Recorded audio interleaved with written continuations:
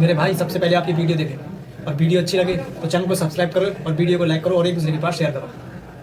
दोस्तों, बीबी फातिमा कोई और नहीं बल्कि अल्लाह ताला के महबूब नबी हुजूर सल्लल्लाहु अलैहि वसल्लम की बेटी थी। इनकी माँ का नाम हजरत खदीजा था, जो हुजूर सल्लल्लाहु अलैहि वसल्लम की पहली बीवी थी। बीवी फातिमा को जन्नत की औरतों का सरदार कहा जाता है और ये सबसे पहली औरत होंगी जो जन्नत में अपने कदम रखेंगी। दोस्तों, बीबी फातिमा के पर्दे के किस्से आपको क्या ही बताऊं। गैर महराम यानी गैर मर्दों से इनके पर्दे का आलम ये था कि उन्हें किसी ने एक झलक देखा तक नहीं था। बीबी फातिमा का निकाह हुजूर सल्लल्लाहु अलैहि वसल्लम के चाचा जात बेटे हजरत अली रजी अल्लाह ताला अन्हु से हुआ था। दोस्तों, हर दिन की तरह एक और दिन आया जिस दिन सुबह सुबह फजर के वक्त हजरत फातिमा रोते हुए चक्की पीसने की तैयारी में लग गए। एक तरफ कपड़े धोने को रख दिए और एक तरफ पानी खोलने को रख दिया। इतने में हजरत अली घर में आ पहुंचे। उन्होंने घर की अजीबोगरीब हालत देखी। उन्होंने देखा कि सुबह के वक्त फातिमा रो रही हैं, आंखों से आंसू जारी हैं और हजरत अली देखते हैं एक तरफ चक्की पीसने लगी हुई है, दूसरी तरफ पानी उबल रहा और कपड़े धोने रखे हुए हैं। इतना देखकर हजरत अली हैरानी में पड़ जाते हैं क्योंकि आज तक उन्होंने ऐसा नहीं देखा कि फातिमा रो रही हो और काम कर रही हो। हजरत अली घबरा कर अपनी बीवी फातिमा से पूछते हैं कि क्या मामला है कि तुम रो रही हो और सारी चीजें तैयार कर रही हो। इन सवालों पर हजरत फातिमा बिल्कुल खामोश रहती है, कोई भी जवाब नहीं देती। हजरत अली जैसे जैसे सवाल करते जाते वैसे वैसे बीवी फातिमा का रोना बढ़ता जाता। हजरत अली आखिर में मजबूर होकर उन्हें खुदा का वास्ता दे बैठते हैं और कहते हैं कि बताओ आखिर बात क्या है। इस पर हजरत फातिमा कहती हैं, रात में मैंने एक ख्वाब देखा और उस ख्वाब में मैंने सरकारे दो आलम अपने बाबा हुजूर मोहम्मद सल्लल्लाहु अलैहि वसल्लम को देखा। मैंने देखा कि वो किसी चीज को तलाश कर रहे हैं। फातिमा ने कहा कि मैंने उनसे पूछा कि ए मेरे अब्बा जान, आप कौन सी चीज तलाश कर रहे हैं, आप क्या ढूंढ रहे हैं? तो मेरे अब्बा जान ने कहा कि बेटी मैं तुझे ही तलाश कर रहा हूँ, मैं तुझे ही ढूंढ रहा हूँ। रिवायत में है कि हजरत फातिमा ये ख्वाब बताती हैं और उसके बाद बड़े ही तकलीफ से अपने शौहर अली से कहती हैं कि अली आज ये मेरा आखिरी दिन है। मेरे नबी मेरे वालिद ने मुझे बता दिया बस अब कुछ ही देर में मैं अपने रब को प्यारी होने वाली हूँ। ये सुनना ही था कि हजरत अली भी फूट फूट कर रोने लगे। हजरत अली फातिमा से रोते हुए पूछते हैं कि ए फातिमा, अभी तेरे वालिद सरकारे दो आलम को दुनिया से पर्दा फरमाए 6 महीने भी नहीं गुजरे और अभी उनका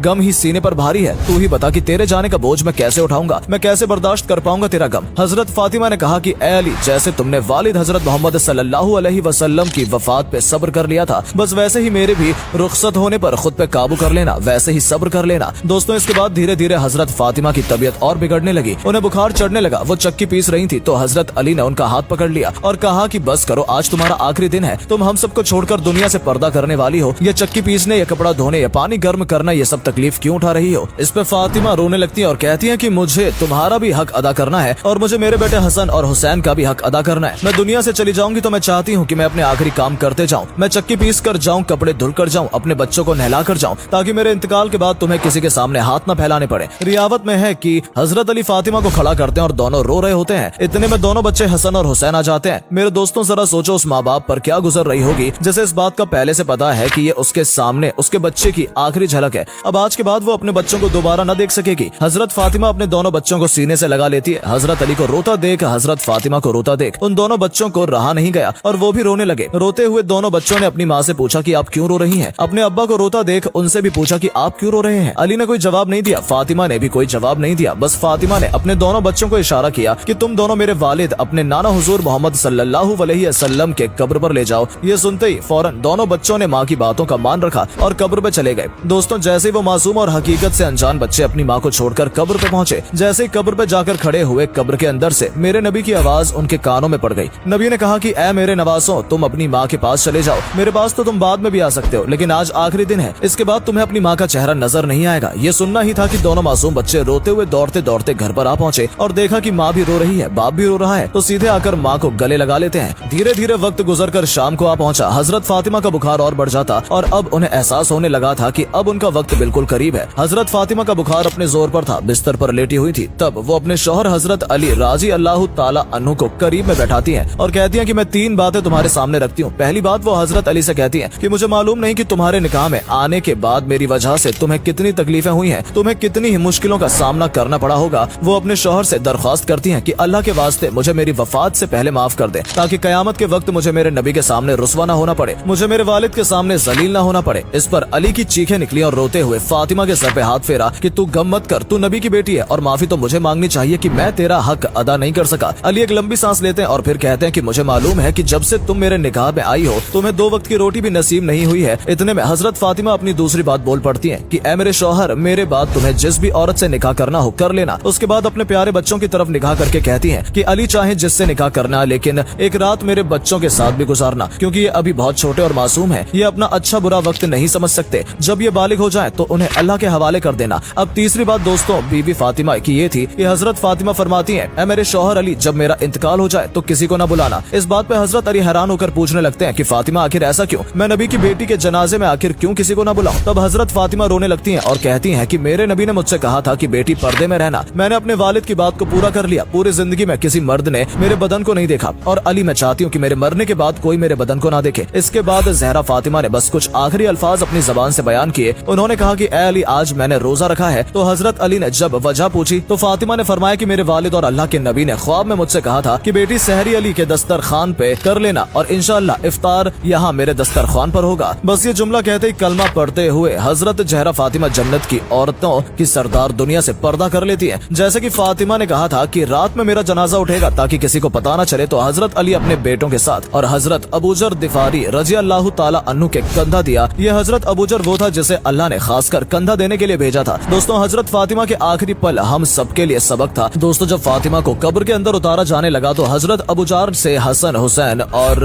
अली की तलब देखी नहीं गई और वो कब्र से बोल बैठे कि ऐ कब्र, तुझे पता है तेरे अंदर कौन जा रहा है? रसूलुल्लाह की बेटी, अली की बीवी और हसनैन की माँ। तो दोस्तों कब्र से जो आवाज आई वो आपके होश उड़ा देगी। दोस्तों कब्र ने कहा कि ऐ अबूजर, मुझे रिश्ते खानदान मत बता, मुझे ये बता कि किसके पास कितना नेक अमल है और किसके पास कितने बुरे अमल हैं। दोस्तों अल्लाह की कसम, ये जुमला फातिमा जहरा के लिए नहीं बल्कि हमें समझाने के लिए था ताकि हम अल्लाह की तरफ मुड़ जाएं और खौफ खाएं मौत से, नेक अमल की तरफ भागें। आज की लड़कियों से पर्दे का बोलो तो कहती हैं कि नियत अच्छी होनी चाहिए। जहाँ तक मुझे लगता है आज की किसी बहन, किसी औरत की नियत हजरत फातिमा जहरा से साफ नहीं होगी, पर पर्दे का हक उन्हें भी था। तो आपसे गुजारिश है आप सब अल्लाह की इबादत में वक्त दें, बेशक दुनिया के लिए जिए पर इस्लाम को समझें, नमाज कायम करें ताकि आखिरत में आने वाले आवाज से महफूज रह सकें।